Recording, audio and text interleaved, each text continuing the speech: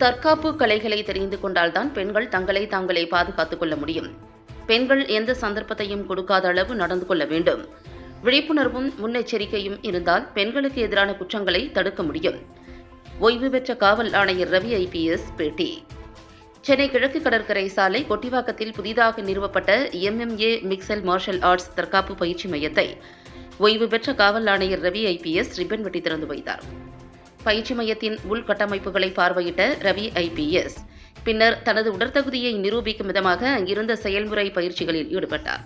வீரர்களுக்கு ஊக்கமளிக்கும் வகையில் அவர் பாக்ஸிங் பஞ்ச் பேக்கை அதிரடியாக பஞ்ச் செய்து காட்டினார். அது மட்டுமின்றி திடீரென 50 கிலோ எடை கொண்ட எடையை எந்தவித சிரமமும் இன்றி எளிதாக தூக்கி விழாவிற்கு வந்திருந்த அனைவரையும் ஆச்சரியத்தில் ஆழ்த்தினார். தொடர்ந்து நடைபெற்ற நிகழ்ச்சியில் MMA சண்டையை தொடங்கி வைத்தார். அதிரடியாக சண்டையிட்டு வென்ற வீரர்களுக்கு பரிசுகளை வழங்கினார். இந்த நிகழ்வில் பிரபல திரைப்பட நடிகர் ஷாம் உள்ளிட்ட முக்கிய பிரமுகர்கள் மற்றும் விளையாட்டு ஆர்வலர்கள் திரளாக கலந்து கொண்டனர். நிகழ்ச்சிக்கு பின்பு செய்தியாளர்களை சந்தித்த Ravi IPS, boxing, kick boxing, judo போன்ற அனைத்து தற்காப்பு கலைகளும் இணைந்ததுதான் மிக்சல் மார்ஷல் ஆர்ட்ஸ். இது இளைஞர்கள் இடையே பெரும் வரவேற்பை பெற்றுள்ளது. ஒழுக்கம், உடல் வலிமை மற்றும் மன வலிமைக்கு தற்காப்பு கலைகள் உறுதுணையாக இருக்கின்றன. தற்காப்பு கலைகளை தெரிந்து கொண்டால்தான் பெண்கள் தங்களை தாங்களே பாதுகாத்துக் கொள்ள முடியும். முறையான பயிற்சி பெற்ற அனுபவம் வாய்ந்த பயிற்சியாளர்கள் பயிற்சி அளிக்கின்றனர். இதனை சரியாக பயன்படுத்தினால் இளைஞர்கள் உலக அளவில் நடைபெறும் போட்டிகளில் பங்கேற்று வெற்றி பெற முடியும். MMAவை விளையாட்டு அமைச்சகத்துடன் இணைந்து பெரிய அளவில் கிராமப்புற இளைஞர்களை சென்றடைய செய்ய வேண்டும். பெண்களுக்கு எதிரான குற்றங்களுக்கு காவல்துறையை மட்டும் குற்றம் சொல்ல முடியாது. ஒட்டுமொத்த சமூகமும் இன்னும் பண்படவில்லை. போலீஸ் இருந்தால் ரெட் லைட் சிக்னலை மதிப்பது, இல்லை என்றால் சிக்னலை மீறுவது என்ற எண்ணம் இருக்கக்கூடாது. சுய கட்டுப்பாடு வேண்டும். தமிழ்நாட்டில் 1.5 லட்சம் போலீசார் 7.5 கோடி மக்களை கட்டுப்படுத்த முடியாது. தமிழ் மக்கள் பண்பாடு, கலாச்சாரம் ஆகியவற்றை காத்து பெண்களை பாதுகாக்க வேண்டும். பாலியல் குற்றங்கள் அதிகரித்தால் நமது இளைஞர் சமுதாயத்தில் ஏதோ தவறு இருக்கிறது என்று அர்த்தம். இளைஞர்களை நல்வழிப்படுத்துவது சமூகத்தின், அரசின், பெற்றோரின், ஆசிரியர்களின், நண்பர்களின் கடமை. போதைப் பொருட்களை முற்றிலுமாக ஒழிக்க வேண்டும். குறிப்பாக மதுவை படிப்படியாக குறைக்க வேண்டும். இதுபோன்ற குற்றங்கள் குறையும். பெண்கள் எந்த சந்தர்ப்பத்தையும் கொடுக்காத அளவு நடந்து கொள்ள வேண்டும். விழிப்புணர்வும் முன்னெச்சரிக்கையும் இருந்தால் இதுபோன்ற குற்றங்களை தடுக்க முடியும். சைபர் குற்றங்களை தடுக்க சைபர் டாஸ்க் ஃபோர்ஸ் உருவாக்கப்பட்டுள்ளது. டிஜிட்டல் அரெஸ்ட் மூலம் ஆன்லைன் மோசடி செய்து பணத்தை கொள்ளையடிக்கின்றனர். இதனை தடுப்பதற்கு பொதுமக்கள் விழிப்புணர்வோடு இருக்க வேண்டும் என்றார். இன்னைக்கு திருவான்மியூர்ல கிழக்கு கடற்கரை சாலையில ஜஸ்ட் கடலுக்கு பக்கத்திலேயே 360 MMA அப்படிங்கிறத சஞ்சய் வர்மா அண்ட் ஆதித்யா இவர்கள் சேர்ந்து ஆரம்பிச்சிருக்காங்க. இன்னைக்கு அதை நான் தொடங்கி வச்சிருக்கேன். MMA அப்படின்னு சொன்ன மிக்ஸ்டு மார்ஷியல் ஆர்ட்ஸ், அதாவது எல்லா தற்காப்பு கலைகளும் நிறைந்த ஒரு பயிற்சியை கொடுக்கக்கூடிய கூடம். அதான் அதுல கராத்தே இருக்கும், கங்ஃபூ இருக்கும், கிக் பாக்ஸிங் இருக்கும், ரெஸ்லிங் இருக்கும். இப்படி எல்லாமே கலந்த ஒரு பயிற்சி. இங்க பாத்தீங்கன்னா தனியா ரெஸ்லிங் அப்படிங்கிறதுக்கு, அதாவது மல்யுத்தம், அதற்காகவே ஒரு டம்மிஸ் எல்லாம் செஞ்சு வச்சு ஒரு நல்ல ட்ரெயினர்ஸையும் வச்சிருக்காங்க. இது இளைஞர்கள் மத்தியில ஒரு மிகப்பெரிய வரவேற்பை பெறும். அது மட்டுமல்ல, பெண்களுக்கும் ஒரு உகந்த ஒரு பயிற்சி நிலையம். ஏன்னா இப்பெல்லாம் தற்காப்பு கலை தெரிஞ்சிருந்தா தான் பெண்கள் தங்களை பாதுகாத்து கொள்ள முடியும். ஏன்னா ஒரு கிரிமினல் அட்டாக் பண்றப்ப இதெல்லாம் தெரிஞ்சதுன்னா ஈஸியா பஞ்ச் பண்ணிட்டு போயிட்டே இருக்கலாம் அவங்களுக்கு. அது மட்டுமல்ல, இது இளைஞர்களை ஒரு நல்வழிக்கு எடுத்து செல்கின்ற ஒரு பயிற்சி கூடம், ஒரு ட்ரைனிங் சென்டர். ஏன்னா ஒரு கன்ஸ்ட்ரக்டிவ் ஆக்டிவிட்டிஸ், அவங்களுடைய நெகட்டிவ் திங்ஸ் எல்லாம் போய் லைஃப்ல ஒரு ஸ்ட்ரெஸ், ஒரு டிப்ரெஷன்லாம் இருந்தா கூட ஒரு டிஸ்ட்ரெஸ் இதெல்லாம் போய் இங்க ரொம்பவும் ஒரு மகிழ்ச்சியான ஒரு கூடமாக இருக்கும். இதை ஆரம்பித்த இருவருக்கும், ஆசிரியர் மாணவர், இவர் 2 பேருமே ஸ்டூடெண்ட் அண்ட் டீச்சர் ரிலேஷன்ஷிப். அதுக்கு பின்னாடி நம்ம கற்ற பயிற்சி மற்றவர்களுக்கும் சென்று பயன்படும் அப்படின்னு சொல்லிட்டு அவர் சஞ்சய் வர்மா இந்த விஷயத்தை எடுத்து நல்லா சிறப்பாக செய்திருக்கிறார். 2 மாசத்துல இதை முடிச்சிருக்காங்க.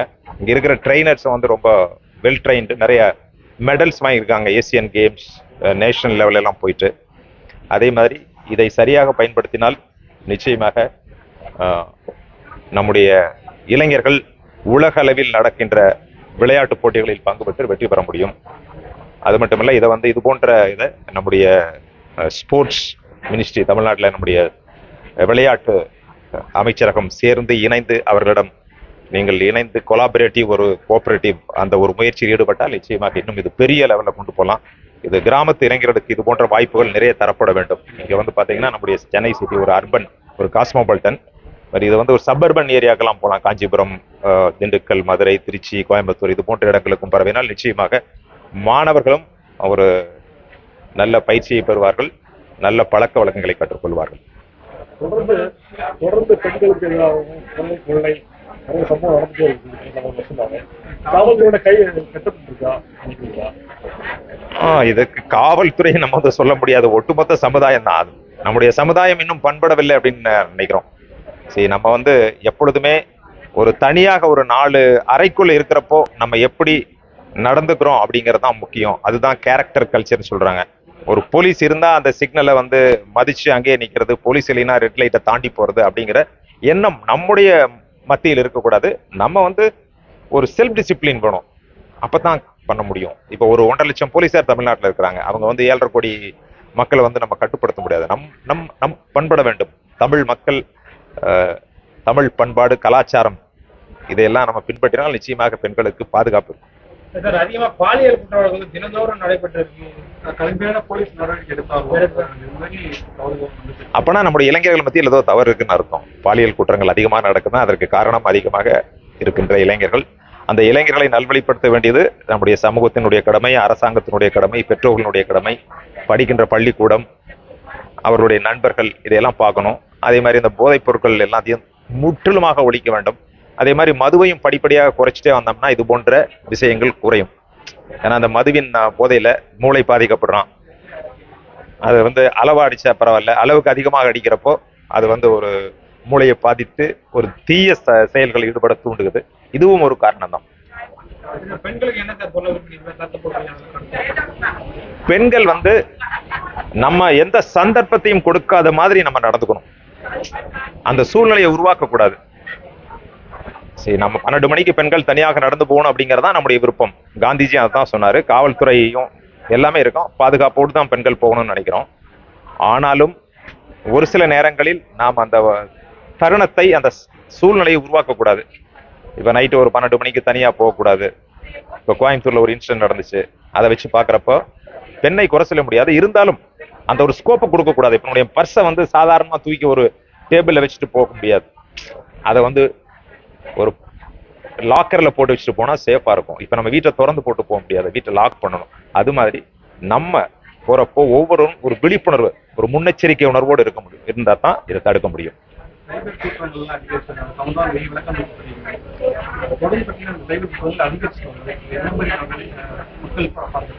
சைபர் குற்றங்களை வந்து நேஷனல் சைபர் டாஸ்க் போர்ஸ் ஒன்று இருக்கு, ஆரம்பிச்சிருக்காங்க. நிறைய பார்த்தீங்கன்னா உங்களுக்கு தெரிஞ்சிருக்கும், டிஜிட்டல் அரெஸ்ட், அதே மாதிரி இந்த ஸ்கேம் ரிலேட்டட் டு ஸ்டாக், நிறைய ஸ்டாக் எல்லாம் வச்சு ஆன்லைன்ல ஜெனுவன் ஸ்டாக் மாதிரியே பண்ணிட்டு கடைசியில பணத்தை எல்லாம் வலிச்சுட்டு போயிடுறான். இதெல்லாம் தடுப்பதற்கு ஒரு விழிப்புணர்வு தான். பேசிக்கலி நீங்க வந்து ஒரு அவேர்னஸ், எப்படி நம்ம வந்து ஸ்போர்ட்ஸ்ல இந்த எம்எம்ஏல வந்து ஒரு பேசிக் ட்ரைனிங் கத்துக்கிறோமோ அது மாதிரி நம்முடைய வாழ்க்கையை வந்து ஒரு நல்முறைப்படுத்துவதற்கு நமக்கு அடிப்படையில் ஒரு விழிப்புணர்வு தேவைப்படும். அதான் இளைஞர்கள் வந்து படிப்பிலையும் தாங்கள் செய்கின்ற தொழிலையும் வந்து முனைப்போடு செயல்பட வேண்டும். கவனச்சிதறல் இருக்கக்கூடாது. அந்த கமிட்மெண்ட், ஃபோக்கஸ், அட்டென்ஷன். அதான். தேங்க்யூ.